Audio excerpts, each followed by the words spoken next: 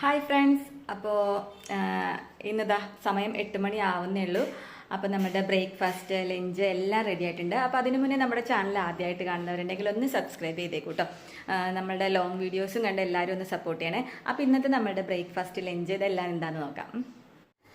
അപ്പോൾ നമുക്ക് ബ്രേക്ക്ഫാസ്റ്റിന് ഇതാ പുട്ടാണ്. പിന്നെ അതിൻ്റെ കറി ചിരട്ടപ്പുട്ട്, ചിരട്ടയിലല്ല മറ്റേ നമ്മുടെ ചിരട്ടപ്പുട്ട് മേക്കർ. പിന്നെ അതിന് മുട്ടക്കറിയായിരുന്നു. മുട്ട ഇങ്ങനെ നമ്മൾ താളിച്ചിട്ട് വെക്കുമല്ലോ, ആ രീതിയിലാണ് വെച്ചിരിക്കുന്നത്. കുഞ്ഞിങ്ങനെ വെച്ചാലേ കൂട്ടുള്ളൂ. ഞാൻ ഇതിന് മുന്നേയുള്ള വീഡിയോസിലൊക്കെ പറഞ്ഞിട്ടുള്ളതാണ്.